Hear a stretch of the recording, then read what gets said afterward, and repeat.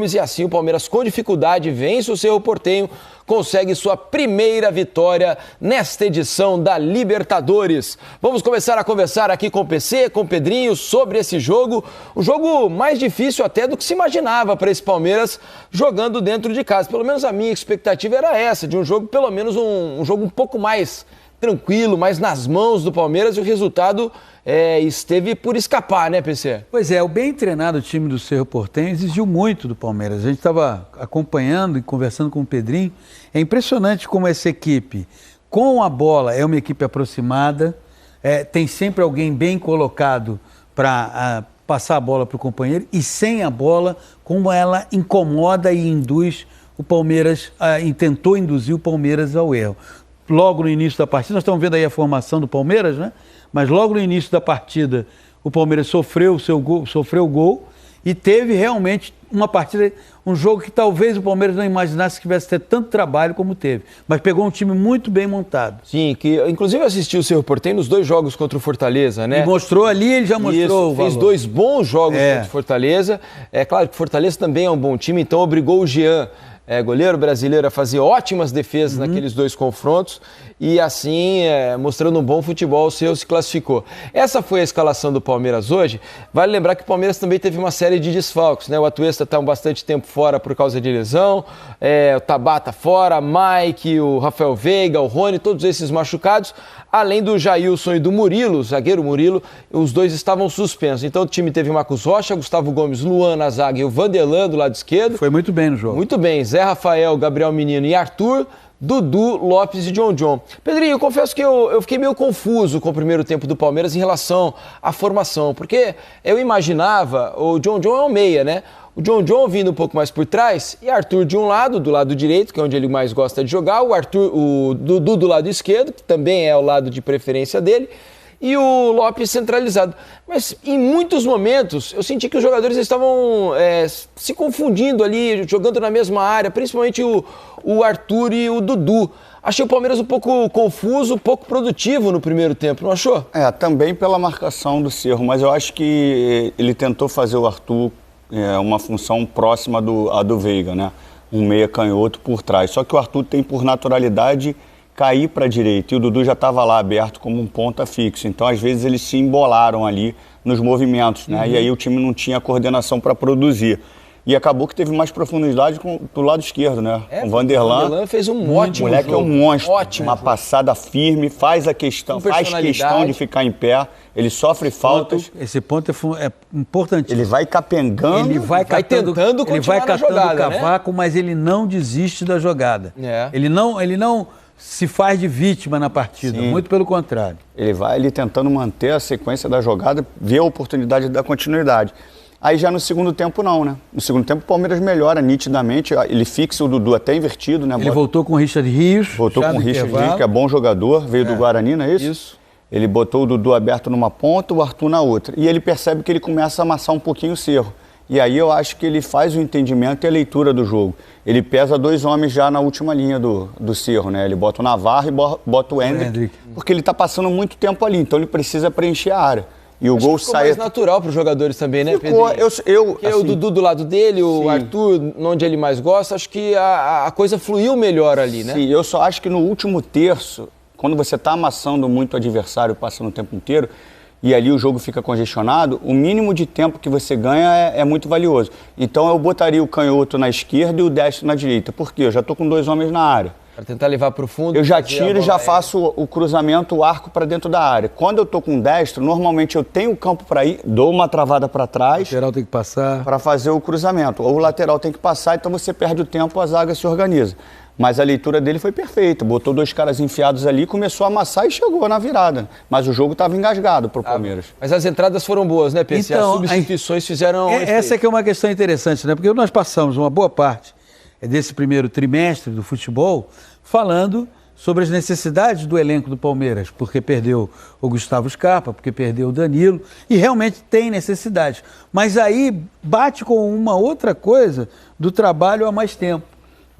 Como o Abel tem um total domínio sobre o material, sobre os jogadores de que ele dispõe, ele, é claro, que nas conversas lá com a direção do clube, ele está querendo reforço, mas ele está encontrando soluções para compensar ausências que pesam muito no Palmeiras. Você pensa o seguinte, Palmeiras no seu segundo jogo de Libertadores não pôde contar com o Rafael Veiga e com o Rony.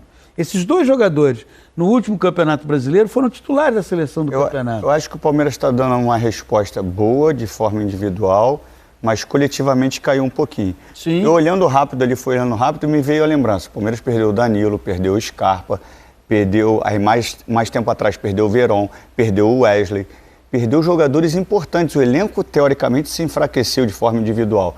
Mas ele está potencializando alguns jogadores. O John, né, o Richard que entrou, o Vanderlan. Você vai, daqui a pouco você diz assim, quem é o titular hoje? Vanderlan ou Piquerez? Piquerez hoje voltou, inclusive, ficou no banco. Só que de forma coletiva a gente vê em algumas fases o Palmeiras mais frágil, né?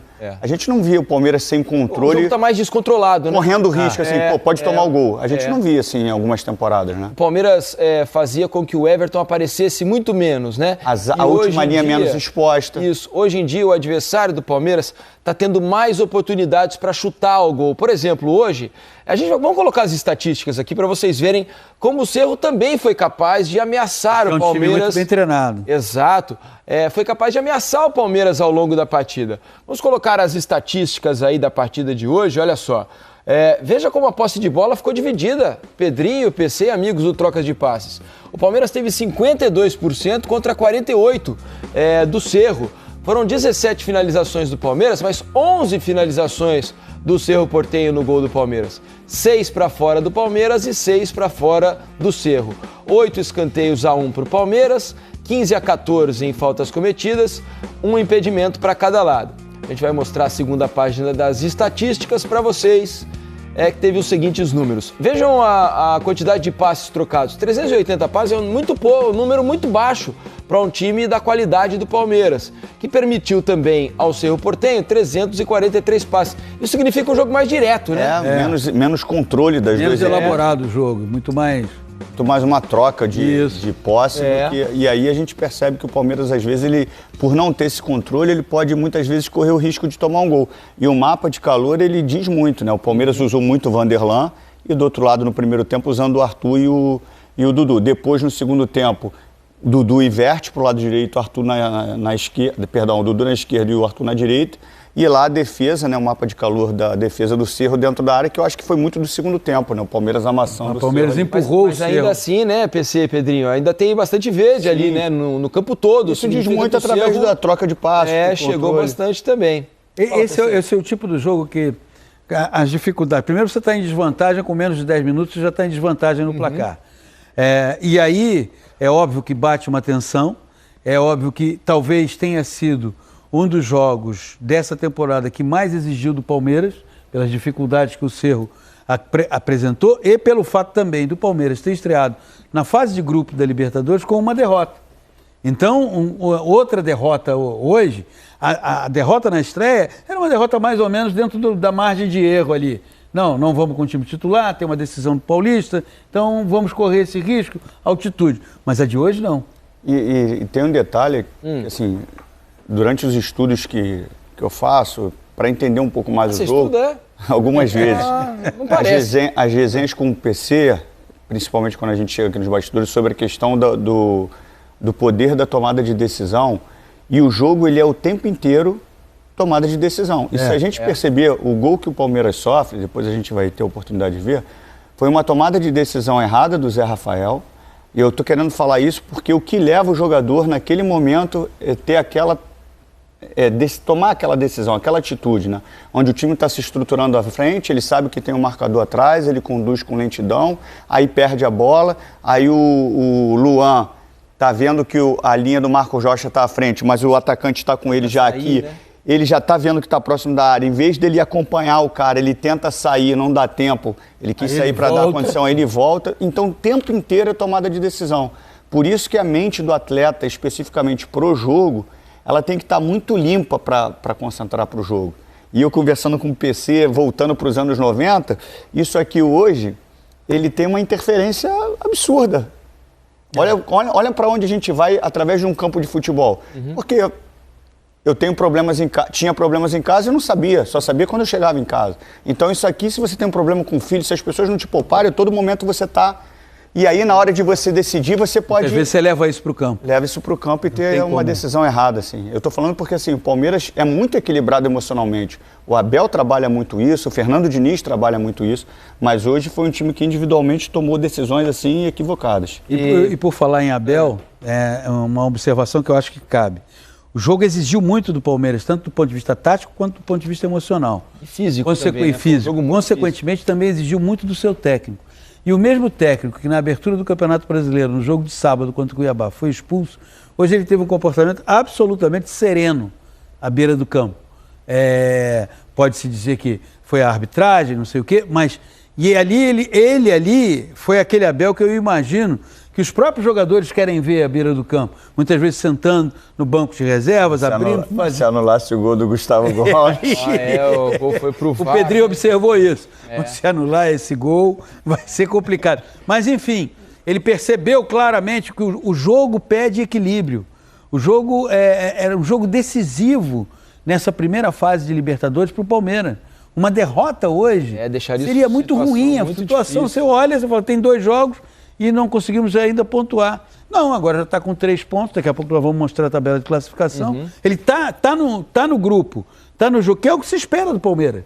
Ninguém tem dúvida de que o Palmeiras irá passar a próxima fase. Mas entre a dúvida e a realização, tem um longo caminho a ser muito risco. Só para deixar mais um ponto... Deixar a classificação mais difícil. Uma coisa é o tempo de trabalho do Abel e outra coisa é o momento que ele vive no Palmeiras. É um trabalho de reconstrução. Então, assim, a gente não pode pegar um Abel achando que assim, não, mas ele está lá há quase 2 anos, 3 anos, mas o time mudou e ele está reconstruindo uma equipe. Aí está a classificação do grupo, né? O Palmeiras em último lugar ali pelos critérios de desempate, mas todos os times do grupo têm 3 pontos. Não, tá atualizado, não tá? 2 jogos, 3 pontos, o Bolívar... vamos checar se está certinho isso aí. Não, porque o Bolívar já jogou. Já jogou. Só que o Bolívar perdeu para o Barcelona. Não, tá certinho sim, ó. Não é? Tá certo. Todo mundo ganhou uma e perdeu uma, é isso mesmo. Bolívar, Barcelona, Cerro Porteño e Palmeiras, a diferença é no saldo, né? O Bolívar tem 4, Barcelona e Cerro 3, Palmeiras também 3. Mas é importante a diferença aí é nos gols pró. Mas é importante. O Cerro ia a 6, se o Palmeiras perde o jogo, né? O Cerro ia a 6... Palmeiras ia ficar com 0 e os outros 2 times com detalhe. Depois vai jogar com o Cerro lá. Você partindo do princípio que o Bolívar, quando vier jogar ao nível do mar, vai ser uma equipe mais frágil, você aí já começa a ter um outro tipo de raciocínio. Por isso que eu digo, essa vitória hoje era fundamental. Fundamental. E contra um adversário que, penso eu, vai brigar com o Palmeiras pela primeira posição. E com uma atmosfera diferente, né? Sem dúvida. Porque jogou no Morumbi. Que é mais distante, o gramado diferente, grama natural. O fato é que o Palmeiras, mais uma vez, mesmo numa noite em que não estava tão inspirado, veja como esse Palmeiras ele é forte, né? Na bola parada, ele decide o jogo, né? Em 2 cobranças de faltas laterais, o Palmeiras chegou aos 2 gols, o primeiro com o Gustavo Gomes. É muito forte, né? Exatamente. Repertório, né? E o segundo, outra participação do Gustavo Gomes, ele dá a cabeçada para frente e o Rafael Navarro... Uma jogada ensaiada, né? Jogada ensaiada. O Arthur bate o escanteio, acho que pro Marcos Rocha, curto, ele volta rápido para fazer lá no segundo pau, buscando o Gustavo Gomes, que escora para dentro pro Navarro. É isso. Estou lendo as mensagens de vocês aqui por meio da hashtag Troca de Passes. O Adriano Xavier diz... Quanto tempo o Richard Rios está jogando no Palmeiras? Ele joga muita bola. Entrou bem de novo o Richard Rios, né? Tem mostrado repertório. Mas ele na Série B do ano passado pelo Guarani, ele já tinha sido nos destaques na campanha do Guarani. Isso, ele tem recuperação do Guarani. Ele tem um detalhe que eu acho fundamental. Jogador de meio de campo que joga para frente. Não é jogador de... A coisa mais fácil para você jogar no meio de campo, tem um entendedor aqui. Aquele só jogava pro lado. Né? Aquele jogador de meio de campo que recebe, que joga, recebe, toca pro lado, recebe, toca para trás. Eu tenho um companheiro que joga pelado assim. Isso aí. Só pro lado. Pro lado e para trás, pro lado e para trás. Você vai jogar 200 anos no meio de campo. Agora o Richard Rios não. E além de tudo, quando ele está na marcação, o posicionamento do corpo, a maneira como ele visa a bola, é uma maneira que cria dificuldade para o adversário. Não é aquele tipo de jogador de meio de campo que na marcação já vai para fazer falta, porque aí ele encurta o caminho para a solução do problema. Né? Ganha saúde. Para fechar aqui, o Gustavo Xavier pergunta, olha, com o futebol que está jogando o Vanderlan, ele pode ser titular na vaga do Piquerez, da seleção uruguaia? Destaque também para Gomes e Zé Rafael. Até que eu achei que o Zé Rafael fez um primeiro tempo pior, né? No segundo tempo ele melhorou bastante. Mas o Vanderlan foi muito regular ao longo de todo o jogo. Não vou ficar comparando quem é melhor, não é isso. Mas eu vou fazer uma definição de característica. Eu acho que o Piquerez é firme no apoio, seguro, né? Ele ataca na hora certa, tem um posicionamento na linha defensiva ajustado. Eu acho que o moleque, além de força, ele tem mais repertório o drible, né? Para resolver soluções apertadas. Drible curto, tapa, consegue entrar na área. Eu acho que o moleque pode ganhar sim. Tem um outro detalhe, né? Eu sempre brinco que todo time de futebol tem que ter ambição. E todo time de futebol tem que ser formado por jogadores ambiciosos. O Vanderlan hoje, por 2 ou 3 vezes, ele mostrou que ele é ambicioso. Porque quando você sofre uma falta, mas não é aquela falta que vai te impedir de dar continuidade à jogada e você insiste na jogada, você está mostrando qual é o teu nível de ambição. O que você quer do jogo? Porque muitas vezes você tem um jogador que bastou encostar, ele já desaba, como que ele diz, poxa, agora não estou mais comigo, não preciso mais jogar, porque é uma falta. Aí se o árbitro não marca, abre os braços e se vitimiza. O Vanderlan não. E aí